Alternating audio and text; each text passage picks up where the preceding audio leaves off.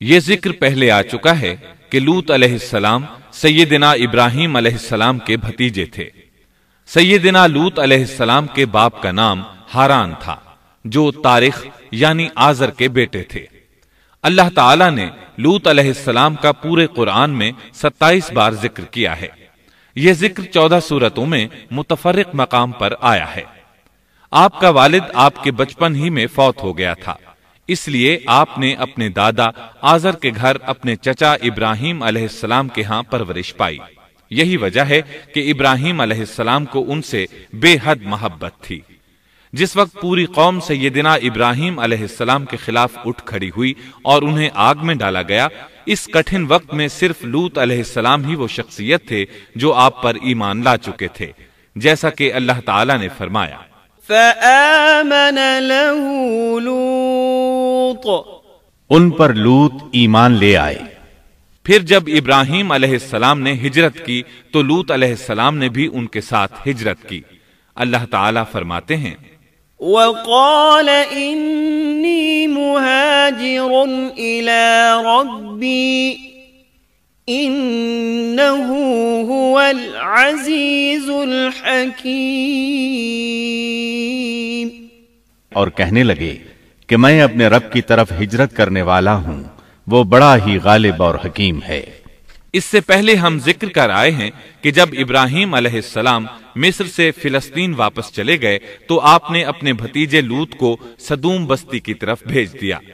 یہ بحر مردار کے پاس ایک بستی تھی، تجارتی مرکز اور مسافروں کے لیے آرام کی جگہ تھی۔ یہ کافر قوم تھی، ان میں ایک بھی مومن نہیں تھا۔ اللہ تعالیٰ فرماتے ہیں فأخرجنا من كان فيها من المؤمنين فما وجدنا فيها غير بيت من المسلمين، پس جتنے ایماندار وہاں تھے ہم نے انہیں نکال لیا، اور ہم نے وہاں مسلمانوں کا صرف ایک ہی گھر پایا۔ یہ سب لوگ کافر تھے، لوگوں میں سب سے زیادہ فاسق اور فاجر تھے۔ ان لوگوں نے ایسی برائیاں ایجاد کی کہ ان سے پہلے کائنات میں کسی نے نہ کی تھیں۔ چنانچہ اللہ فرماتے ہیں اذ قال لقومه اتأتون الفاحشة ما سبقكم بها من احد من العالمین، جب لوط نے اپنی قوم سے کہا تم ایسی فحاشی اور بے حیائی کا ارتکاب کرتے ہو جو جہانوں میں تم سے پہلے کسی شخص نے نہیں کی۔ پھر اللہ فرماتے ہیں انکم لتأتون الرجال شہوة من دون النساء بل انتم قوم مسرفون، کیا تم عورتوں کو چھوڑ کر مردوں سے حاجت پوری کرتے ہو، بلکہ تم حد سے بڑھنے والی قوم ہو۔ اس کام یعنی اغلام بازی اور جنسی بے راہ روی کو قوم لوط نے شروع کیا، لیکن بعض کہتے ہیں یہ تو فطری چیز ہے اور بعض کہتے ہیں یہ جنات سے شروع ہوئی۔ بہرحال یہ فسق و فجور اور گھناؤنا جرم اسی قوم سے شروع ہوا۔ فرشتوں کی زبانی اللہ تعالیٰ نے فرمایا اِنَّا أُرْسِلْنَا إِلَىٰ قَوْمٍ مُجْرِمِينَ، فرشتوں نے کہا کہ ہم گناہگار قوم کی طرف بھیجے گئے ہیں۔ پھر کہنے لگے إِلَّا آلَ لُوطٍ إِنَّا لَمُنَجُّوهُمْ أَجْمَعِينَ إِلَّا امْرَأَتَهُ قَدَّرْنَا إِنَّهَا لَمِنَ الْغَابِرِينَ، مگر خاندان لوط کہ ہم ان سب کو تو ضرور بچا لیں گے، سوائے اس کی بیوی کے کہ ہم نے اسے رکنے اور باقی رہ جانے والوں میں مقرر کر دیا ہے۔ اسی طرح لوط علیہ السلام نے ان سے کہا أتأتون الذكران من العالمين وتذرون ما خلق لكم ربكم من أزواجكم بل أنتم قوم عادون۔ کیا تم جہان والوں میں سے مردوں کے ساتھ شہوت رانی کرتے ہو اور تمہاری جن عورتوں کو اللہ نے تمہارا جوڑ بنایا ہے ان کو چھوڑ دیتے ہو، بلکہ تم ہو ہی حد سے گزر جانے والے۔ اللہ تعالیٰ نے قرآن میں کتنے ہی مقامات پر اس گناہ کی برائی اور قباحت بیان فرمائی ہے، اس لیے کہ یہ نہایت سنگین اور گھناؤنا جرم ہے۔ اللہ تعالیٰ فرماتے ہیں وَلُوطًا إِذْ قَالَ لِقَوْمِهِ أَتَأْتُونَ الْفَاحِشَةَ وَأَنْتُمْ تُبْصِرُونَ أَإِنَّكُمْ لَتَأْتُونَ الرِّجَالَ شَهْوَةً مِّن دُونِ النِّسَاءِ بل انتم قوم تجہلون۔ اور لوط کا ذکر کر جبکہ اس نے اپنی قوم سے کہا کہ کیا باوجود دیکھنے بھالنے کے پھر بھی تم بدکاری کرتے ہو؟ یہ کیا بات ہے کہ تم عورتوں کو چھوڑ کر مردوں کے پاس شہوت سے آتے ہو؟ حق یہ ہے کہ تم بڑی ہی نادانی کر رہے ہو۔ اللہ تعالیٰ نے اس قوم کی قبیح خصلتوں کا جتنا ذکر کیا ہے کسی اور قوم کا نہیں کیا۔ انہیں کافر، مجرم، جاہل اور حد سے بڑھنے والا کہا گیا، کہیں فضول خرچی کرنے والے اور فاسق کہا گیا۔ یہ تمام برائیاں ان میں موجود تھیں۔ اللہ تعالیٰ فرماتے ہیں وَلُوطًا إِذْ قَالَ لِقَوْمِهِ إِنَّكُمْ لَتَأْتُونَ الْفَاحِشَةَ مَا سَبَقَكُمْ بِهَا مِنْ أَحَدٍ مِّنَ الْعَالَمِينَ أَإِنَّكُمْ لَتَأْتُونَ الرِّجَالَ وَتَقْطَعُونَ السَّبِيلَ وَتَأْتُونَ فِي نَادِيكُمُ الْمُنكَرَ۔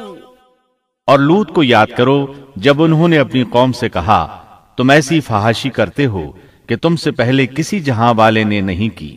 کیا تم مردوں کے پاس بدفعلی کے لیے آتے ہو اور راستوں میں ڈاکے ڈالتے ہو اور مجالس میں نہایت برے کام کرتے ہو؟ یہ لوگ اس قدر خبیث تھے کہ بھری مجلس میں برے برے کام کرتے تھے۔ مثلا سب کی موجودگی میں زوردار آواز کے ساتھ ہوا خارج کرتے، پھر اپنی اس حرکت پر ہنستے۔ غرض یہ کہ برائی کی تمام تر صفات ان میں موجود تھیں۔ لوط علیہ السلام پھر بھی انہیں سمجھاتے رہے لیکن وہ جھٹلاتے ہی رہے۔ اللہ تعالیٰ فرماتے ہیں كذبت قوم لوط المرسلين إذ قال لهم أخوهم لوط ألا تتقون إني لكم رسول أمين فاتقوا الله وأطيعون وما أسألكم عليه من أجر إن أجري إلا على رب العالمين۔ قوم لوط نے پیغمبروں کو جھٹلایا جبکہ ان کے بھائی لوط نے ان سے کہا کہ تم اللہ کا خوف نہیں رکھتے۔ میں بلا شبہ تمہاری طرف امانت والا پیغمبر ہوں، البتہ اللہ سے ڈرو اور میری اطاعت کرو، اور اس کام پر میں تم سے کوئی اجرت اور مزدوری نہیں چاہتا۔ میرا اجر تو صرف اور صرف جہانوں کو پالنے والے کے ذمے ہے۔ انبیاء کا مشن ہی یہ ہوتا ہے کہ تبلیغ کرتے رہیں، لہٰذا لوط علیہ السلام دعوت دیتے رہے، لیکن دعوت کے نتیجے میں قوم کا رد عمل کیا تھا اللہ نے اس کا بھی ذکر کیا ہے۔ فرمایا فما كان جواب قومه إلا أن قالوا ائتنا بعذاب الله إن كنت من الصادقين۔ پس اس کی قوم کا جواب یہی ہوتا کہ اللہ کا عذاب لے آ اگر تو سچا ہے۔ اسلام دشمن اور کافر قوموں کا جواب یہی ہوتا ہے۔ قوم عاد اور قوم سمود نے بھی یہی جواب دیا تھا۔ دوسری آیت میں ہے وَلَقَدْ أَنذَرَهُمْ بَطْشَتَنَا فَتَمَارَوْا بِالنُّذُرِ، لوط نے انہیں ہماری پکڑ سے ڈرایا، یعنی انہوں نے کہا اے قوم اللہ کی پکڑ سے اور عذاب سے بچ جاؤ، محتاط ہو جاؤ، اس کی لاٹھی بے آواز ہے، لیکن وہ ڈرانے والوں سے بھی جھگڑتے ہی رہے۔ ایک اور آیت میں اللہ فرماتے ہیں وَمَا كَانَ جَوَابَ قَوْمِهِ إِلَّا أَن قَالُوا أَخْرِجُوهُم مِّن قَرْيَتِكُمْ إِنَّهُمْ أُنَاسٌ يَتَطَهَّرُونَ، اور ان کی قوم سے کوئی جواب نہ بن پڑا بجز اس کے کہ آپس میں کہنے لگے کہ ان لوگوں کو اپنی بستی سے نکال دو، یہ پاک باز بننے کی کوشش کرتے ہیں۔ چونکہ یہ سب کے سب لوگ فحاشی، عریانی، بے حیائی، بے غیرتی، فسق و فجور اور بدکاری میں مصروف تھے، ان کے نزدیک پاکیزگی اختیار کرنا بے معنی کام بن چکا تھا۔ لوط علیہ السلام اور ان کی بیٹیوں کے علاوہ کوئی شخص پاک نہ تھا، سب کے سب غلاظت میں ڈوبے ہوئے تھے۔ چنانچہ انہوں نے لوط علیہ السلام کو اپنی بستی سے نکال باہر کرنے کا فیصلہ کیا۔ کہنے لگے قالوا لئن لم تنته يا لوط لتكونن من المخرجين قال إني لعملكم من القالين، اے لوط اگر تو اپنے اس واز و نصیحت سے باز نہ آیا تو ضرور تجھے نکال دیا جائے گا۔ اس پر لوط نے فرمایا میں بھی تمہارے اس گھناونے عمل سے بیزار ہو چکا ہوں۔ چنانچہ لوط علیہ السلام اس موقع پر وہاں سے نکل آئے اور اپنے رب سے یوں دعا گو ہوئے رب نجنی وأہلی مما یعملون، اے میرے پروردگار مجھے اور میرے اہل کو ان کے عمل سے بچا لے اور نجات عطا فرما۔ کتنی ہی آیات میں ہے کہ ان لوگوں نے لوط علیہ السلام کو بستی سے نکالنے کا عزم کر رکھا تھا، اور لوط علیہ السلام اس پوری بستی میں بے یار و مددگار تھے۔ وہاں ان کا کوئی خاندان تو تھا نہیں، لہٰذا گھر میں ہی بیٹھے رہے، دعا کرتے رہے۔ قال رب انصرنی علی القوم المفسدین، اے پروردگار اس فسادی قوم کے خلاف میری مدد فرما۔ اس دعا سے اس قوم کی ایک اور خصلت معلوم ہوئی، اور وہ یہ کہ وہ فسادی بھی تھے۔ سو اللہ نے دعا قبول فرمائی، فرشتے بھیجے، جبرائیل، میکائیل اور ملک الموت، اور بعض روایات کے مطابق اسرافیل کو بھی ان کے ساتھ بھیجا گیا۔ وہ سب سے پہلے ابراہیم علیہ السلام کے پاس آئے تاکہ انہیں اسحاق علیہ السلام کی بشارت دیں۔ آخر کار یہاں سے فرشتوں نے سدوم کا رخ کیا۔ یہ فرشتے وہاں نوجوان لڑکوں کی صورت میں پہنچے، ان کی ٹولیوں کے پاس سے گزرے تاکہ انہیں آزما لیا جائے، ان پر حجت قائم ہو جائے۔ مطلب یہ کہ اللہ تعالیٰ نے فرشتوں سے کہا تھا کہ ان لوگوں کو اس وقت تک ہلاک نہ کرنا جب تک کہ ان کے نبی کو ان پر الزام لگاتے نہ دیکھ لو۔ چنانچہ یہ فرشتے نوجوان اور خوبرو لڑکوں کی صورت میں بستی کے کنارے پہنچ گئے۔ لوط علیہ السلام کی ایک بیٹی بستی سے باہر کنارے پر رہتی تھی۔ جب اس نے انہیں دیکھا تو ڈر گئی۔ اس نے سوچا ہماری قوم کے لوگوں نے اگر انہیں دیکھ لیا تو ضرور ان سے برائی کر کے رہیں گے، اس لیے وہ اپنے والد لوط علیہ السلام کی طرف دوڑی۔ ان کے پاس پہنچ کر کہنے لگی میں نے چند نوجوان لڑکوں کو دیکھا ہے اور میں ان کے بارے میں خوفزدہ ہوں۔ لوط علیہ السلام جلدی سے ان کی طرف آئے، ان سے پوچھا آپ کیسے آئے ہیں؟ انہوں نے بتایا ہم آپ کے مہمان ہیں۔ لوط علیہ السلام چاہتے تھے انہیں باہر ہی سے دوسری طرف روانہ کر دیں، لیکن جب انہوں نے کہا کہ ہم مہمان ہیں تو وہ انہیں جانے کے لیے نہ کہہ سکے، چنانچہ ان سے بولے اللہ کی قسم زمین کی پشت پر اس سے خبیث اور گندی قوم ہم نے نہیں دیکھی، اور نہ ہی کسی کے بارے میں ایسا معلوم ہوا۔ آپ نے دوبارہ سہبارہ اور پھر چوتھی بار بھی ان سے یہی بات کہی تاکہ ان نوجوانوں کو حالات کا علم ہو جائے، وہ بھانپ لیں، لیکن وہ تو فرشتے تھے اور لوط علیہ السلام کی قوم کے خلاف گواہی تلاش کر رہے تھے۔ آخر لوط علیہ السلام انہیں اپنے گھر لے آئے، انہیں بٹھایا۔ لوط علیہ السلام کی بیوی کافر تھی اور قوم کے ساتھ تھی۔ وہ باہر گئی اور اس نے لوگوں کو بتایا کہ اس نے لوط علیہ السلام کے گھر میں ایسے خوبصورت چہروں والے نوجوان دیکھے ہیں کہ زمین پر آج تک ان جیسے کہیں نظر نہیں آئے۔ یہ سنتے ہی وہ سب لوط علیہ السلام کے گھر کی طرف لپکے۔ قرآن کریم میں آتا ہے وَجَاءَهُ قَوْمُهُ يُهْرَعُونَ إِلَيْهِ وَمِن قَبْلُ كَانُوا يَعْمَلُونَ السَّيِّئَاتِ لوگ جلدی سے اس کی طرف لپکے اور وہ اس سے پہلے فحاشی کے عادی بن چکے تھے۔ ایک جگہ الفاظ ہیں شہر کے لوگ خوش ہوتے ہوئے آئے۔ وہ اس حد تک فاسق اور فاجر بن چکے تھے کہ خوش ہوتے ہوئے وہاں آئے تاکہ ان خوبصورت لڑکوں سے لذت حاصل کر سکیں۔ یہ گھر کے سامنے پہنچ گئے تو لوط علیہ السلام انہیں روکنے کے لیے گھر سے نکلے۔ ان سے فرمایا یا قوم هؤلاء بناتی، اے میری قوم، تمہاری خواہش کے لیے میری بیٹیاں موجود ہیں، یعنی قوم کی عورتیں موجود ہیں۔ نبی قوم کا باپ ہوتا ہے، اس کی بیویاں قوم کی مائیں اور قوم کی عورتیں اس کی بیٹیاں شمار ہوتی ہیں، جیسا کہ سورہ ہود میں آتا ہے۔ قال یا قوم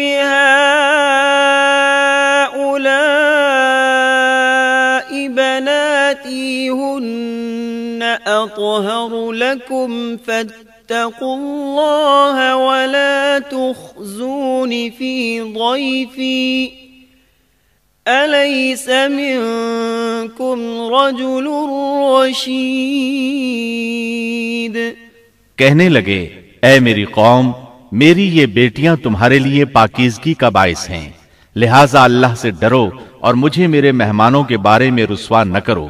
کیا تم میں کوئی بھلا شخص موجود نہیں؟ آپ کی بات کے جواب میں انہوں نے کیا جواب دیا؟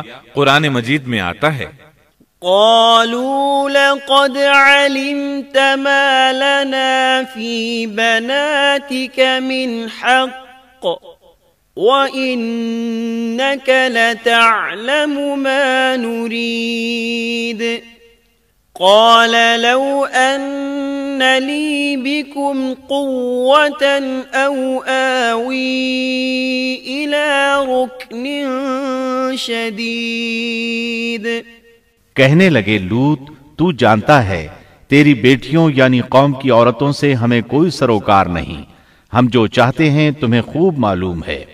لوط کہنے لگے کاش میرے پاس کوئی قوت ہوتی یا میں کسی مضبوط پناہ میں ہوتا۔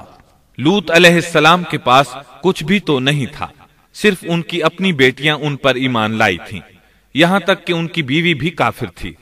بخاری اور مسلم کی روایت ہے، نبی کریم صلی اللہ علیہ وسلم نے فرمایا اللہ تعالیٰ لوط پر رحمت فرمائے، وہ اللہ تعالیٰ کی طرف پناہ لیتے تھے۔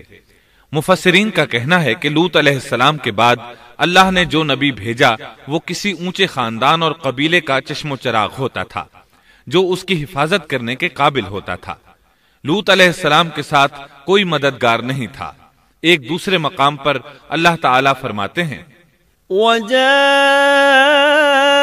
أَهْلُ الْمَدِينَةِ يَسْتَبْشِرُونَ قَالَ إِنَّ هَؤُلَاءِ ضَيْفِي فَلَا تَفْضَحُونَ وَاتَّقُوا اللَّهَ وَلَا تُخْزُونَ قالوا أولم ننهك عن العالمين قال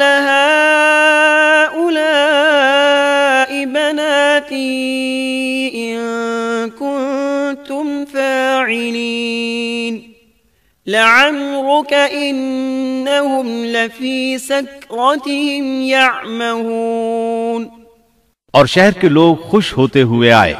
لوط نے کہا یہ میرے مہمان ہیں، مجھے رسوا نہ کرو، اللہ سے ڈرو اور مجھے ذلیل نہ کرو۔ انہوں نے کہا کیا ہم نے تجھے جہان والوں کے بارے میں منع نہیں کیا؟ یعنی انہوں نے آپ کو تبلیغ وغیرہ سے بھی روک دیا تھا۔ لوط نے کہا اگر خواہش پوری کرنا چاہتے ہو تو میری بیٹیاں یعنی قوم کی عورتیں موجود ہیں، ان سے کر لو۔ اے پیغمبر تیری عمر کی قسم وہ لوگ اپنی مدہوشی میں مست تھے۔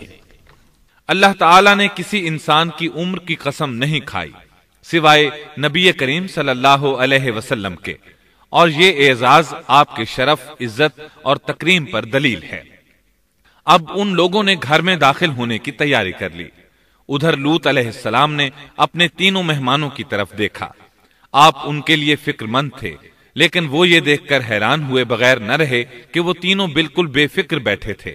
اس وقت کی کیفیت اللہ تعالیٰ نے قرآن مجید میں یوں بیان فرمائی ہے، قال انکم قوم منکرون قالوا بل جئناك بما كانوا فيه يمترون وأتيناك بالحق وإنا لصادقون۔ لوط کہنے لگے تم لوگ تو کچھ انجان سے معلوم ہو رہے ہو۔ اس پر وہ کہنے لگے ہم تو تیرے پاس وہ فیصلہ لائے ہیں جس میں اس قوم کو شک تھا، اور ہم تیرے پاس حق لے کر آ چکے ہیں اور بے شک ہم سچے ہیں۔ سورۃ العنکبوت میں اللہ تعالیٰ فرماتے ہیں، وَقَالُوا لَا تَخَفْ وَلَا تَحْزَنْ إِنَّا مُنَجُّوكَ وَأَهْلَكَ إِلَّا امْرَأَتَكَ كَانَتْ مِنَ الْغَابِرِينَ إِنَّا مُنزِلُونَ عَلَىٰ أَهْلِ هَٰذِهِ الْقَرْيَةِ رِجْزًا مِّنَ السَّمَاءِ بِمَا كَانُوا يَفْسُقُونَ۔ فرشتوں نے کہا اے لوط نہ ڈر اور غم نہ کھا، یقیناً ہم تجھے اور تیرے اہل کو سوائے تیری بیوی کے نجات دیں گے، وہ پیچھے رہ جانے والوں میں سے ہوگی۔ ہم اس بستی والوں پر ان کے گناہوں کے سبب آسمان سے عذاب نازل کرنے والے ہیں۔ انہوں نے یہ بھی کہا، قالوا يا لوط إنا رسل ربك لن يصلوا إليك۔ کہنے لگے اے لوط ہم اللہ کے بھیجے ہوئے فرشتے ہیں، یہ لوگ تجھ تک نہ پہنچ پائیں گے، یعنی تجھے تکلیف نہیں پہنچا سکیں گے۔ پھر ان میں سے ایک شخص نے اندر داخل ہونے کی کوشش کی۔ جبریل اٹھے، انہیں ایک ایسی ضرب لگائی کہ تمام کے تمام اوندھے ہو گئے۔ اس بارے میں اللہ کا فرمان ہے، وَلَقَدْ رَاوَدُوهُ عَنْ ضَيْفِهِ فَطَمَسْنَا أَعْيُنَهُمْ۔ انہوں نے لوط کو اس کے مہمانوں کے بارے میں پھسلانے کی کوشش کی تو ہم نے ان کی آنکھیں مٹا ڈالی۔ اللہ تعالیٰ سورۃ القمر میں فرماتے ہیں، فَذُوقُوا عَذَابِي وَنُذُرِ۔ پس میرا عذاب اور ڈرانا چکھو۔ وہ دھمکیاں دینے لگے اور واپس جاتے ہوئے کہنے لگے ہم تجھ سے کل نبٹ لیں گے۔ انہوں نے سزا محسوس بھی کر لی لیکن پھر بھی توبہ نہ کی۔ اس وقت فرشتوں نے کہا، إِنَّ مَوْعِدَهُمُ الصُّبْحُ أَلَيْسَ الصُّبْحُ بِقَرِيبٍ۔ یقیناً ان کے وعدے کا وقت صبح کا ہے، اور کیا صبح بالکل قریب نہیں؟ صبح تک انہیں مہلت مل گئی۔ فرشتوں نے کہا، فَأَسْرِ بِأَهْلِكَ بِقِطْعٍ مِّنَ اللَّيْلِ وَاتَّبِعْ أَدْبَارَهُمْ وَلَا يَلْتَفِتْ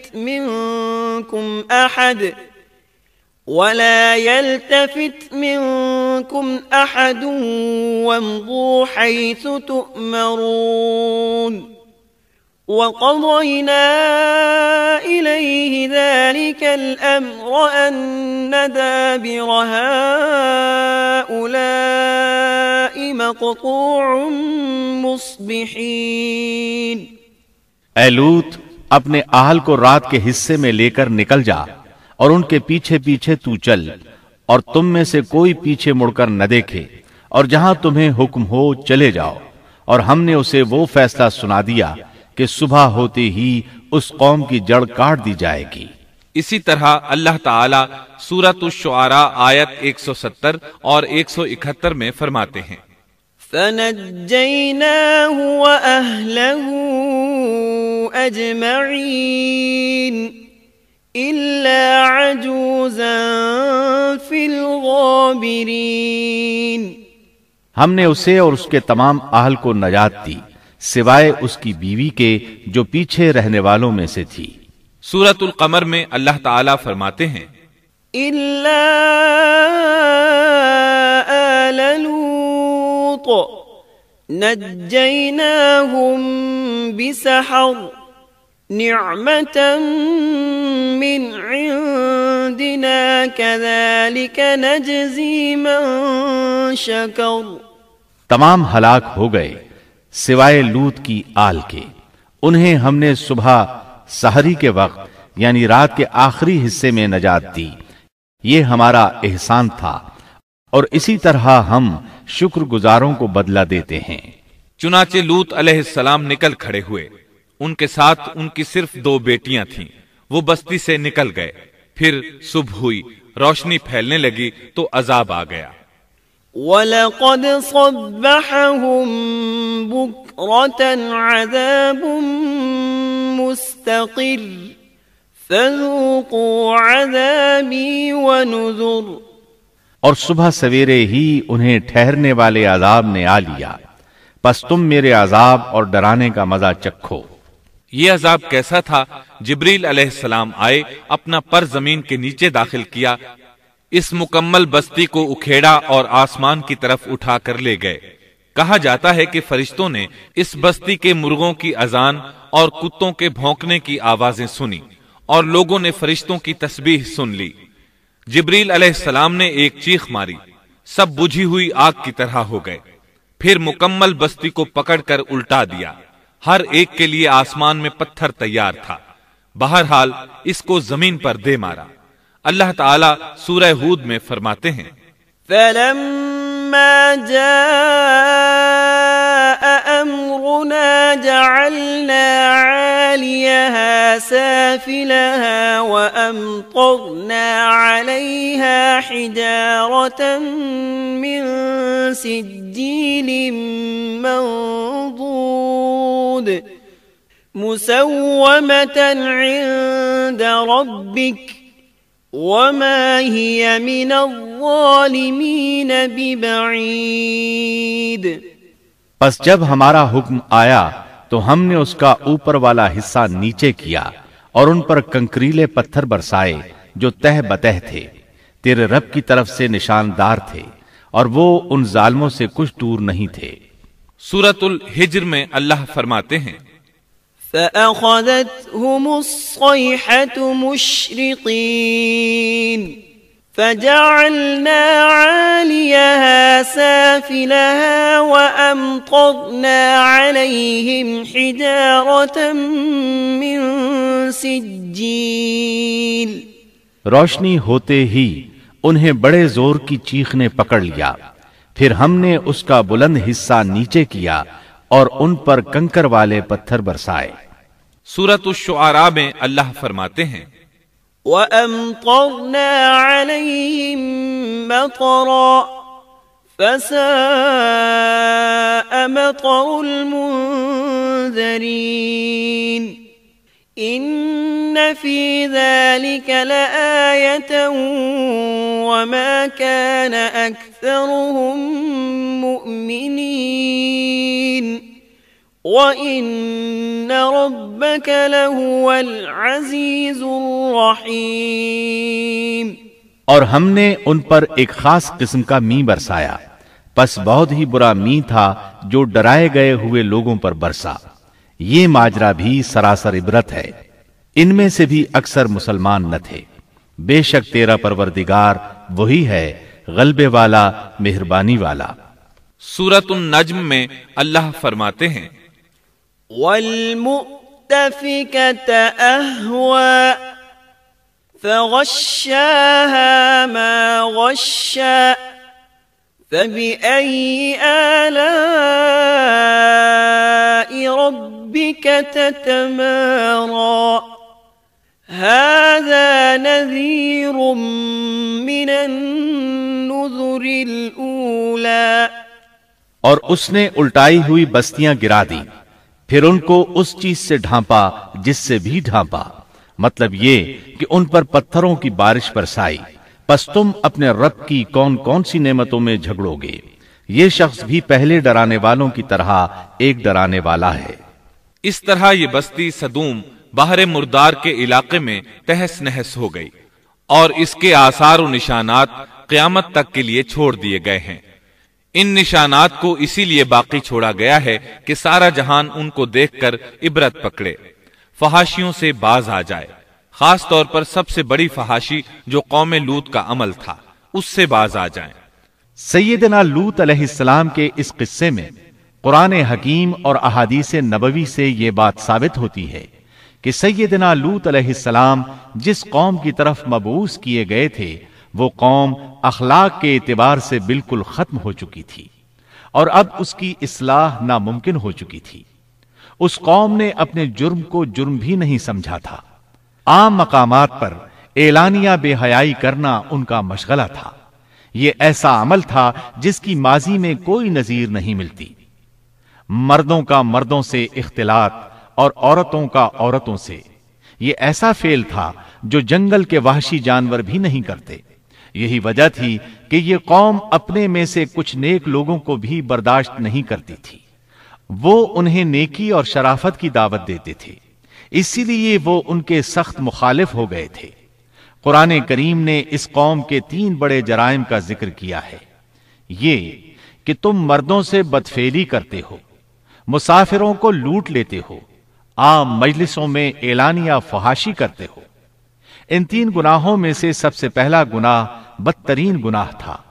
یہ گناہ اس قوم سے پہلے کسی نے نہیں کیا تھا، گویا وہ اس گناہ کو ایجاد کرنے والے تھے، اور یہ گناہ زنا سے بھی زیادہ شدید ہے۔ قرآن کریم اور احادیث کی روح سے اغلام بازی ایک بدترین گناہ ہے۔ احادیث میں اس گناہ کی مختلف سزائیں آئی ہیں۔ ایک روایت میں ہے کہ فاعل اور مفعول دونوں کو قتل کر دو۔ بستی سدوم عذاب کے نزول سے قبل کن حالات سے دوچار تھی، سورۃ الزاریات آیت 35 اور 36 میں یوں بیان ہوا ہے: پھر ہم نے ان سب لوگوں کو نکال لیا جو اس بستی میں مومن تھے، یعنی لوط علیہ السلام اور ان پر ایمان لانے والے، سو ہم نے اس بستی میں سوائے ایک گھر کے مسلمانوں کا کوئی گھر نہ پایا۔ اس کا مطلب ہے وہاں صرف سیدنا لوط علیہ السلام اور ان کا گھرانہ مسلمان تھا، باقی سب گھر کافروں کے تھے۔ اللہ تعالیٰ کسی قوم کی مکمل تباہی کا فیصلہ اس وقت تک نہیں کرتے جب تک کہ اس قوم میں کچھ قابل لحاظ بھلائی موجود ہو، مگر جب قوم کا حال یہ ہو جائے کہ اس میں بھلائی آٹے میں نمک کے برابر بھی باقی نہ رہے، تو ایسی صورت میں اللہ کا قانون یہ ہے کہ نبی اور اس پر ایمان لانے والوں کو اپنی قدرت خاص سے کسی نہ کسی طرح بچا لیا جاتا ہے، اور باقی لوگوں کے ساتھ وہی معاملہ کیا جاتا ہے جو ہوش مند تاجر اپنے ٹوکرے کے گلے سڑے پھلوں کے ساتھ کرتا ہے۔ اچھے پھل ان میں سے نکال لیتا ہے اور سڑے ہوئے باہر پھینک دیتا ہے۔ عذاب کے بعد اللہ تعالیٰ نے اس شہر کے کھنڈرات کے بارے میں سورۃ الزاریات آیت 37 میں یوں فرمایا ہے: اس عذاب کے بعد ہم نے وہاں بس ایک نشانی ان لوگوں کے لیے چھوڑ دی جو دردناک عذاب سے ڈرتے تھے۔ اس نشانی سے مراد بحیرہ مردار ہے۔ اس کا جنوبی علاقہ آج بھی ایک عظیم تباہی کے آثار پیش کر رہا ہے۔ ماہرین آثار قدیمہ کا خیال ہے کہ قوم لوط کے 5 بڑے شہر شدید زلزلے سے زمین میں دھنس گئے تھے، اور ان کے اوپر بحیرہ مردار کا پانی پھیل گیا تھا۔ اس خیال کی وجہ یہ بتائی جاتی ہے کہ بحیرہ مردار کا وہ حصہ جو اللسان نامی جزیرے کے جنوب میں واقع ہے، وہ صاف طور پر بعد میں پیدا ہوا ہے، اور قدیم بحیرہ مردار کے جو آثار इस जजीरे के शिमाल में नजर आते हैं वो जुनूब में पाए जाने वाले आसार से बिल्कुल मुख्तलिफ हैं। माहिरीन आसार कदीमा ने इससे ये बात अख्स की है कि जुनूब का हिस्सा पहले इस बुहैरा की सतह से बुलंद था, बाद में जलजले से धंसकर जमीन के नीचे चला गया। इस धंसने का जमाना भी 2000 बरस कब्ल मसीह के करीब मालूम होता है, और ये जमाना तारीख के एतबार से सैयदना इब्राहीम अलैहिस्सलाम और सैयदना लूत अलैहिस्सलाम का जमाना है।